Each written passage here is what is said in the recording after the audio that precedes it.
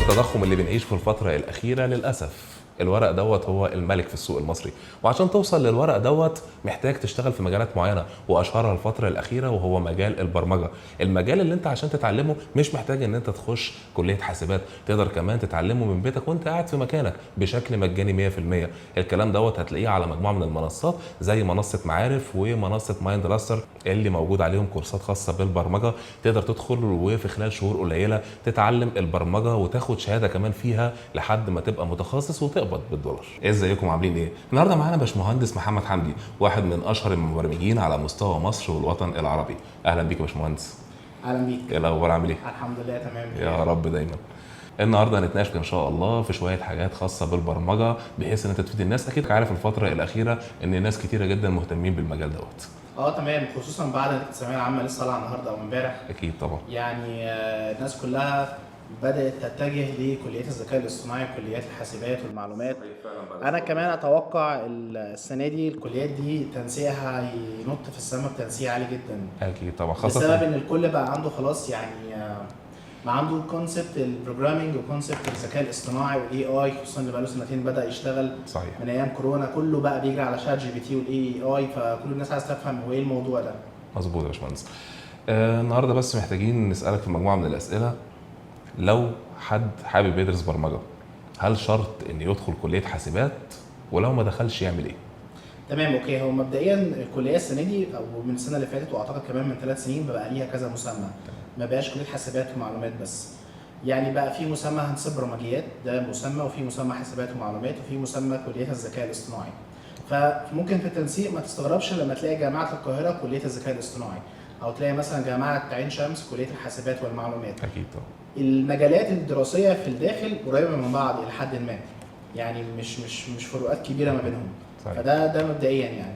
ثانيا مجال البرمجه اللي يدرسه مش محتاج خالص يبقى عنده اي اكسبيرينس او اي خبره سابقه، زي ما الناس بتبقى قلقانه اللي هو انا لازم ابقى بيرفكت في الانجليش، لازم ابقى حد متميز جدا في الرياضيات، لازم اكون عندي خبره قديمه في البرمجه. لا، انت هتبدا فروم سكراتش من البدايه خالص عن طريق شويه حاجات هنتناقش فيها في البودكاست ده ان شاء الله. ان شاء الله. طيب دلوقتي لو حد حابب يدرس برمجه بس ما توفقش وما دخلش الكليه، ايه اللي يقدر يعمله؟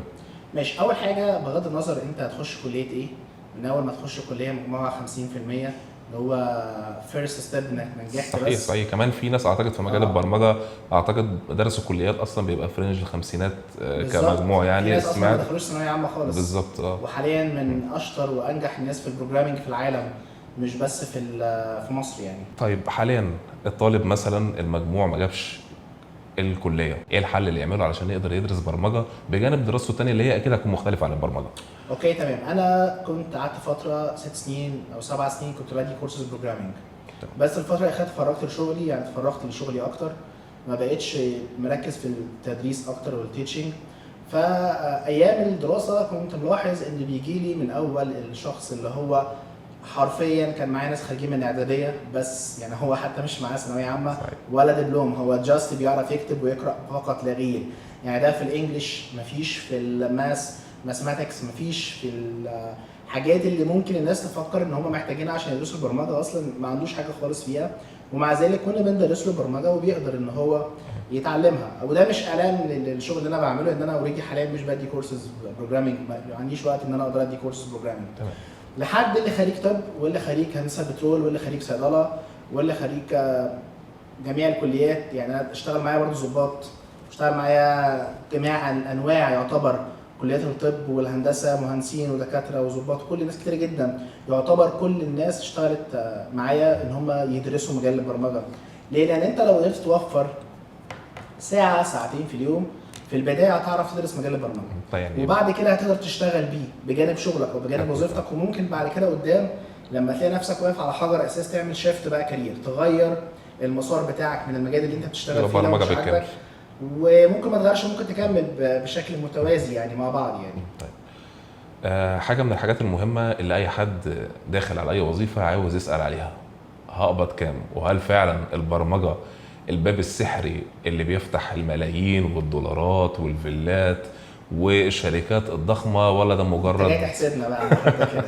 ولا ده مجرد بس كلام كده الناس بتقوله خلاص؟ تمام اوكي. لا هو مش مجرد كلام، وانا مش هقول زي ما ناس كتير جدا بتقول مش مهم الفلوس، المهم انك تخش في المجال والفلوس كده كده هتيجي. لا انا مع انك تبقى متحمس وفي التزام.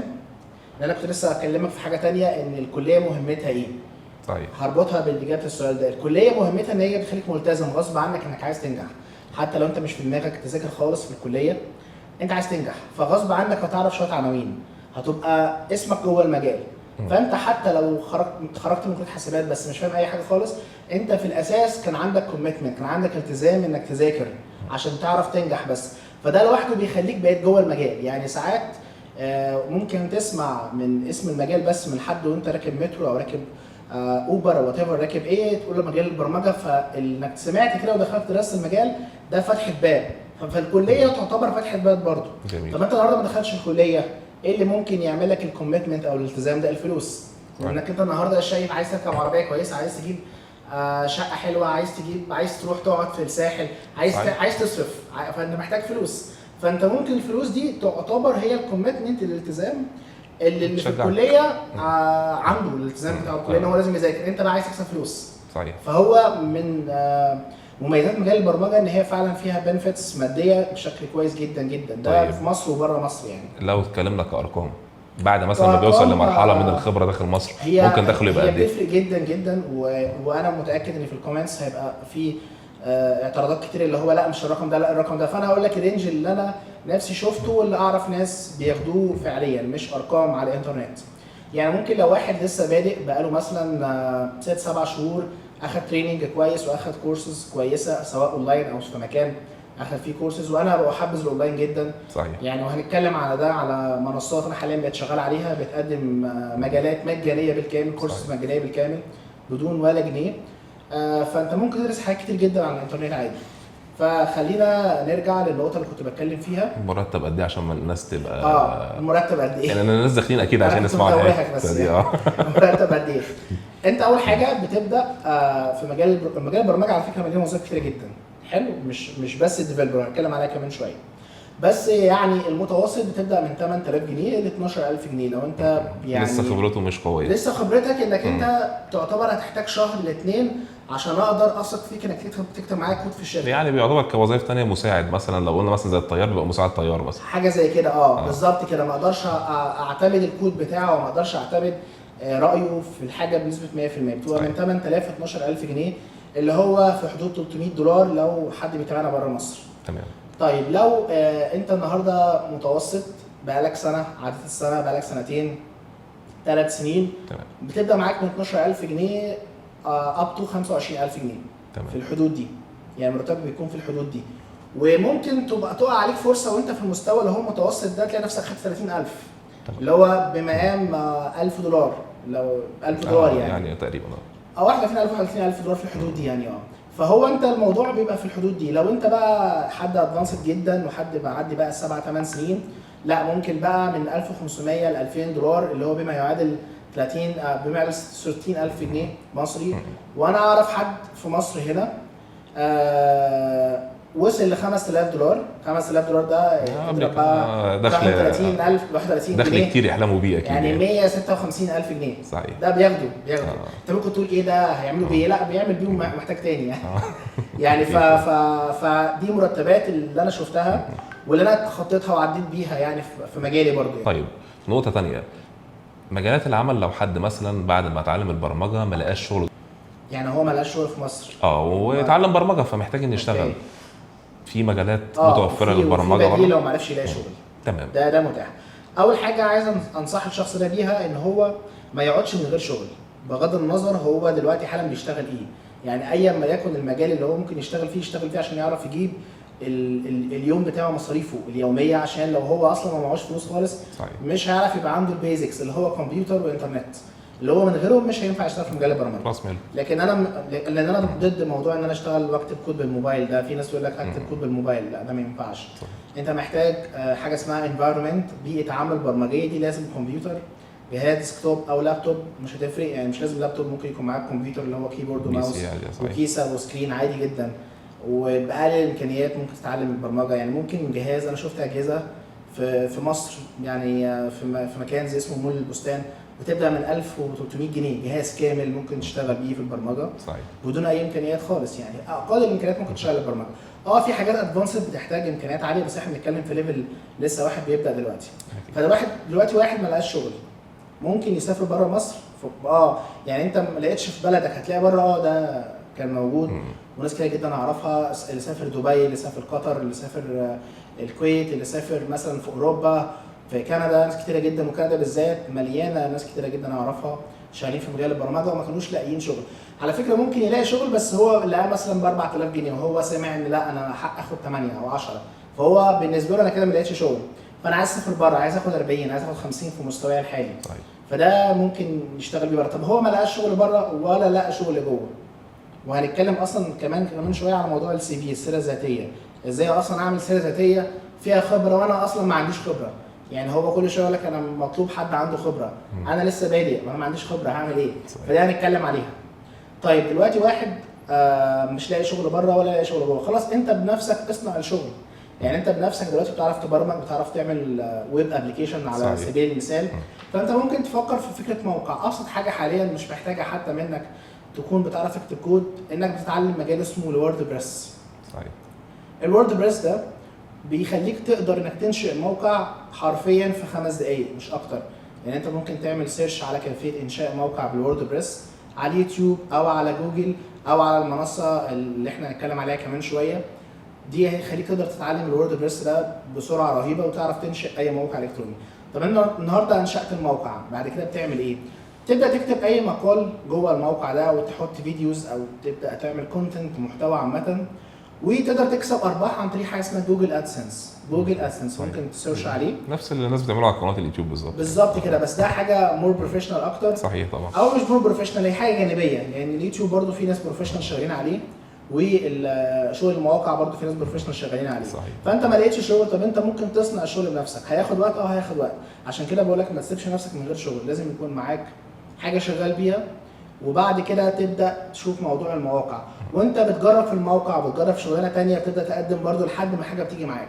صحيح. بحيث ان انت ما تبقاش قاعد ثابت. يعني حاجه تانية طبعا من الحاجات اللي مرتبطه بانه يلاقي شغل بره وهو مجال الفريلانس ده، اللي محتاجين نعرف الناس ايه هو اصلا وازاي يقدر يشتغلوا من خلال البرمجه. اوكي، فريلانس كترجمه حرفيه كده معناها العمل الحر. تمام. العمل الحر ان انا النهارده عارف انت لما يكون في واحد شغال نجار مثلا، هو شغلته ما عندوش محل، هو موجود في مكانه، معروف ان الراجل ده في النجاره كويس جدا، فانا بروح اكلمه اقول له انا عندي باب عايز يتصلح، عندي باب القانون اتكسر مثلا عايز اصلحه، وات ايفر الحاجات اللي زي كده. فده شغال عمل حر مع نفسه، مش شغال في وظيفه 8 ساعات في اليوم، بيروح الساعه 9 الصبح وبيرجع الساعه 5 بالليل المغرب. لا، هو شغال، ممكن يشتغل الفجر، ممكن يشتغل الظهر، ممكن يشتغل من النادي، ممكن يشتغل من المكتب، من ورك سبيس، يعني مش هتفرق معاه.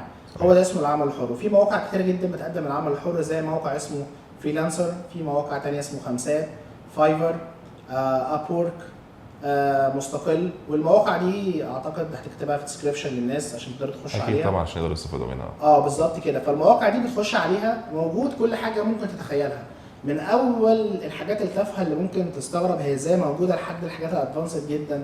هديك مثال، انا شفت اول امبارح بنت كل شغلتها ان هي بتنقي هدايا.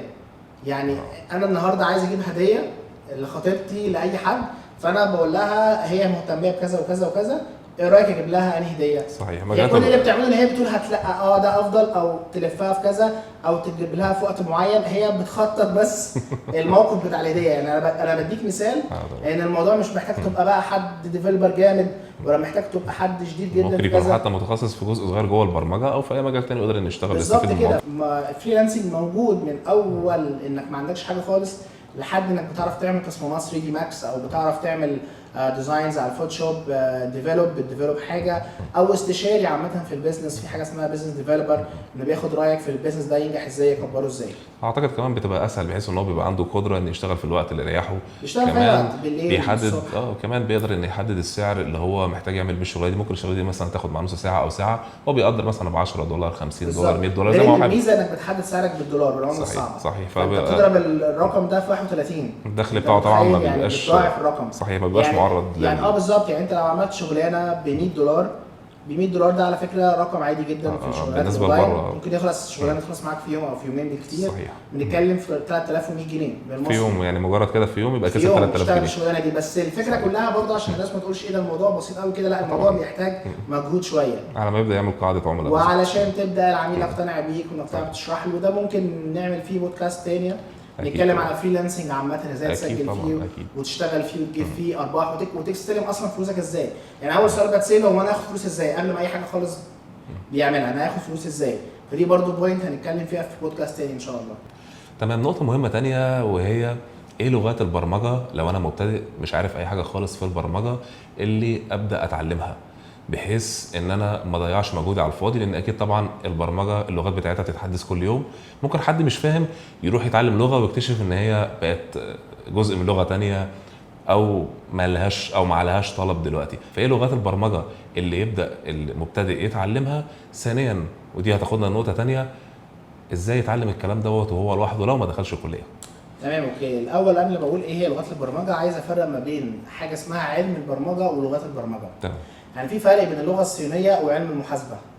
هتقولي طب ايه علاقه ده بالبرمجه؟ اقول لك لا هو ده نفس الحاجه بالظبط. اللغه الصينيه ممكن باللغه دي اكتب او اذاكر او اعمل بيها او اتكلم مع حد في العلوم، في السياسه، في الاقتصاد، في الطب، في الصيدله، في المحاسبه. فعلم البرمجه هو العلم نفسه اللي هو المحاسبه مثلا وليكن او الصيدله وليكن. اما اللغه هي اللغه اللي بتكلم فيها مع حد او بتكلم فيها مع الكمبيوتر لو بنتكلم على البرمجه عن المجال نفسه.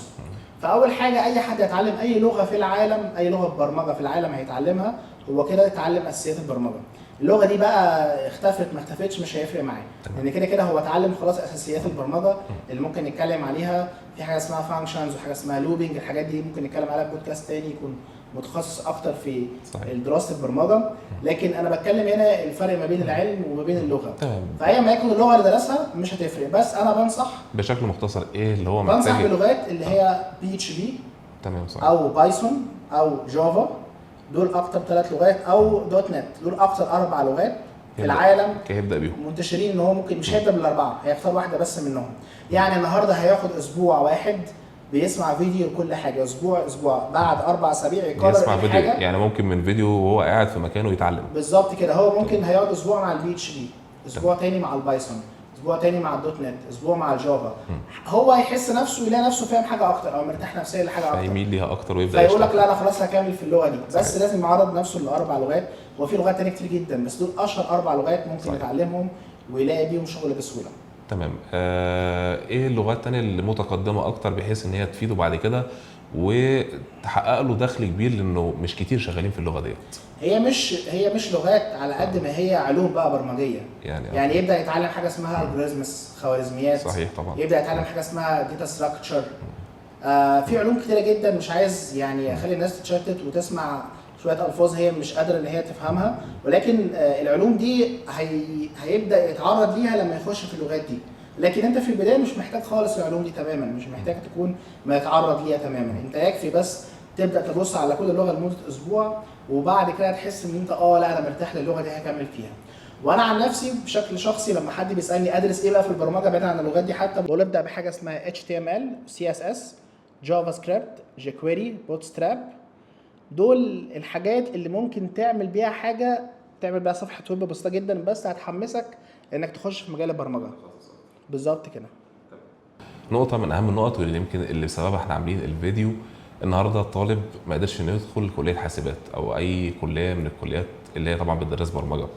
ايه المسار اللي يقدر يعمله بجانب الكليه بتاعته، او حتى لو ما بيدرسش خالص بس حابب يتعلم برمجه، بحيث ان ما يدفعش فلوس وما يتكلفش كتير وهو في مكانه يقدر يتعلم كل حاجه عن البرمجه؟ تمام اوكي. هي المسارات كتير جدا على حسب كل مجال. يعني مثلا اللي هيتعلم برمجه الموبايل له مسار. تمام. اللي هيتعلم برمجه الموبايل اللي هي خاصه بالاندرويد له مسار، اللي خاصه بالايفون له مسار، اللي خاصه بمايكروسوفت فون له مسار ثالث.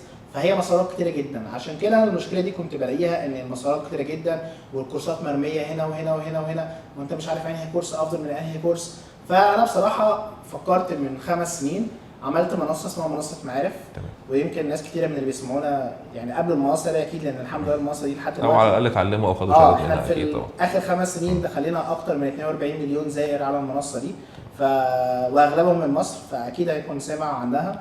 المنصه دي هي فور فري بالكامل. بتقدم ايه؟ بتقدم ان هي بتجمع لك كل الكورسز اللي في كل المجالات في العالم في مكان واحد. يعني اي كورسز فور فري موجود في مكان، احنا بنعمل له مشاركه عندنا وبنعمل عليه ريفيو، بنقول للناس قولوا رايكم ايه في الكورس ده وهكذا.